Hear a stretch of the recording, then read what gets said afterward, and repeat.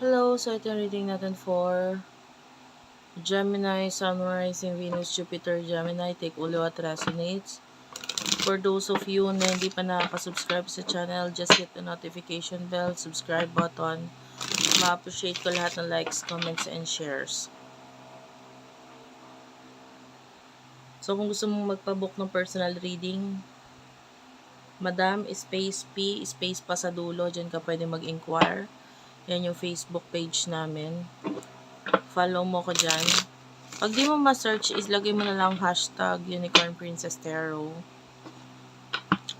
And then sa aming TikTok at Unipree, and dyan ka pwede mag-avail din ng product. And also pwede ka mag-inquire ng personal reading dyan. At Unicorn Princess Tarot. Madam Unicorn P, yan naman yung aming Instagram. Follow mo rin ako dyan guys, kasi may mga video ako na sinishare dyan. Yan, na hindi ko na i-share dito sa Facebook, sa YouTube. So, let's start what do we have here for the sign of Gemini. Four of Wands is here, followed by the Four of Cups.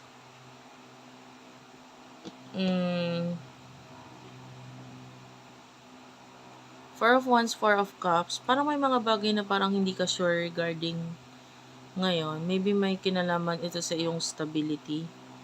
Or yung iba mga boss sa buhay mo, sa mga na nasusunod sa'yo. Ace of Swords, something na may mga naiisip ka na, pero ngayon hindi mo alam. A lot of you Gemini is wala kang control sa situation.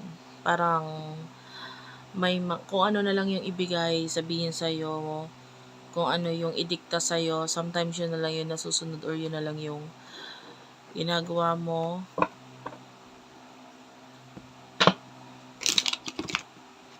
So, pagdating sa love, sino yung person na kakonect mo? For the sign of Gemini, Sun, Rising, Venus, Jupiter, Gemini. Pagdating sa love, sino yung person na kakonect mo? For the sign of Gemini. Moon is here, followed by the Knight of Wands. Okay.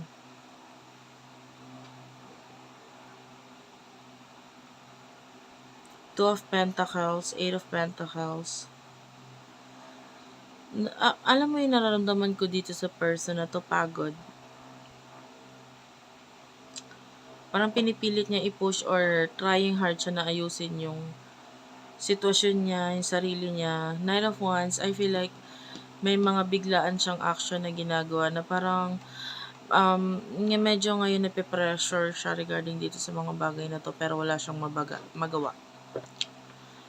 This person wants to make changes. Pero parang ang hirap para sa kanya na gawin yung mga changes na yun. Ano yung mga emotion ninyo sa isa't isa? For the sign of Gemini, Samurai, si Venus, Jupiter, Gemini. Seven of Wands, Nine of Wands, and the Page of Swords.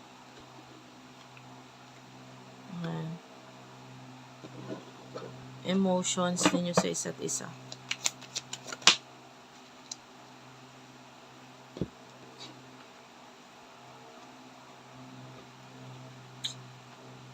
Yung iba pwedeng may relationship or partnership sa inyo nitong person na to.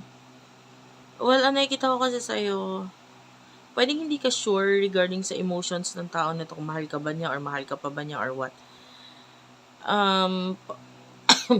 Honestly, nakita ko ng immaturity sa'yo. With the Nine of Wands, may mga challenges ngayon. So, sa connection ninyo, parang mas importante na maayos muna ninyo yung mga challenges na yan. At huwag kang mag-isip na kung ano-ano dito sa person na to. With the Seven of Wands, may mga kailangan kang ayusin muna din sa sarili mo. The Knight of Pentacles, Well, nakikita ko yung energy ng person mo. Tinatry niyang ayusin nga talaga yung sitwasyon ninyo or sitwasyon niya. Kailangan nga niya ng tulong eh. With the 8 of Cups, masyado siya nag-focus sa future.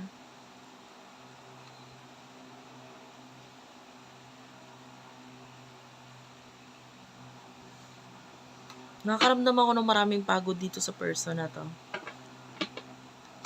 Marami siyang goals or meron siyang mga goals na gusto niyang ma-achieve. I feel like you're dealing with a person na very career-oriented. Focus sa career niya, you know what I mean?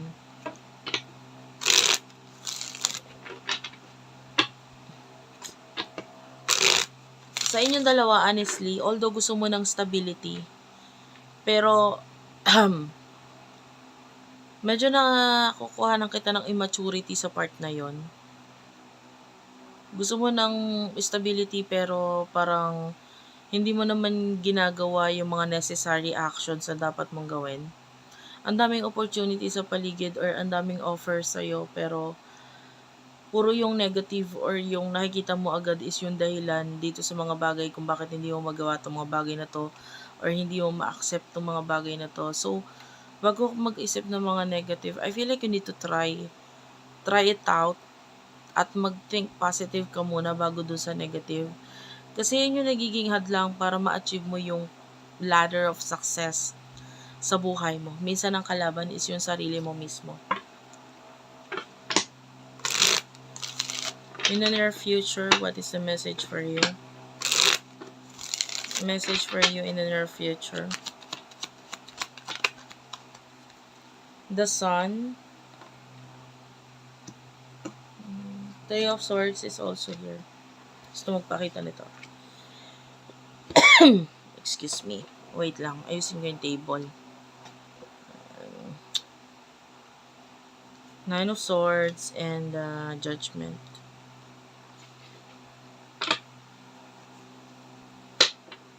Wait lang po ha. Okay, pasensya ka na inuubo kasi ako. Nine of Swords, nakita tayo ng problema in the near future. The Sun. Medyo maliliwanagan ka dito. I can see a third party situation. May other person. Hindi naman sinabing third party, may another person o karelasyon agad itong other person, itong person mo. Pero, pwedeng may other person siyang kakonect na maging dahilan ng problema sa connection or relasyon ninyo. Pwedeng maging aware ka dito. Magiging problem ito regarding sa sitwasyon ninyo. Tell me about this.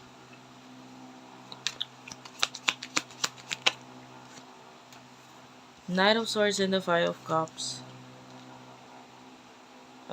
Pwede itong magdulot ng sadness sa'yo. Eto lang ha, guys. Alam mo kung ano yung mga pagkukulang mo, alam mo kung ano yung mga mali mo. Minsan try mo lang rin muna yung punuan. Kasi pwedeng may rason yung person na ito kung bakit niya possible na gawin itong magtingin ng other options or magtingin sa iba. It could be because may mga pagkukulang ka or may mga mali ka rin nagagawa sa kanya. Hindi ko sinasabing tama yung person mo or tama yung ginawa niya or gagawin niya na ito sa'yo. But, as much as possible para maiwasan, di ba? Kailangan gawin mo rin yung part mo. This is partnership. Sa nakikita natin yung person mo pagod na pagod, hirap na hirap. At parang feeling niya siya na lang ng siya. So parang kailangan niya ng partner. Kung hindi mo kayang punan yun or kung hindi mo kayang gampanan yung pagiging partner na yun sa kanya, tendency for this person na maghanap din naman ng iba na kayang punuan yung mga bagay na hindi mo kayang gawin sa kanya. So tingnan mo muna yung sarili mo, ano ba yung kulang sa'yo. Again, hindi ko sinasabing mali yung tama yung person mo sa kung ano man ito, but what I'm saying is that para sabihin na natin kahit pa paano ginawa mo naman din yung best mo para ayusin, 'di ba? Or pigilan, no? Itong ganitong klaseng pangyayari sa buhay ninyo or sa relasyon ninyo. Okay? May other options. I can see the other person with money, and physically may attraction sila sa isa't isa. So, it will be easy for your person na ibigay din naman yung sarili niya dun sa person na yun. Kasi sa nakukuha natin, parang pagod na pagod na pagod na pagod na rin siya. Ano? You do have a lot of nights o puro nights yung nasa side niya. So, dito sa connection ninyo, parang siya na lang lagi yung gumagawa, kumikilos, or nag-work out nitong connection at relasyon na to. So, sabi ko nga, do your part. Okay? Huwag ka muna maging immature ngayon. Intindihin mo rin naman yung pangangailangan ng partner mo dito sa relasyon ninyo. Thank you for watching. I love you all and bye-bye.